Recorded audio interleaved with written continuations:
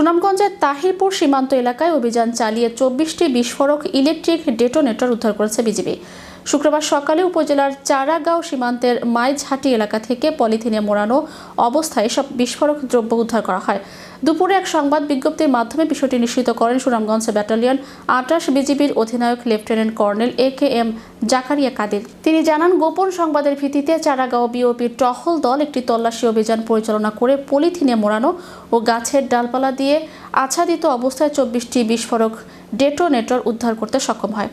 দেশে অস্থিতিশীল পরিস্থিতি সৃষ্টি করার প্রয়াসে ও নাশকতার উদ্দেশ্যে এ ধরনের বিস্ফোরক দ্রব্যাদি চোরাচালানের মাধ্যমে বাংলাদেশে আনা হয়েছে বলে ধারণা করছে বিজিবি।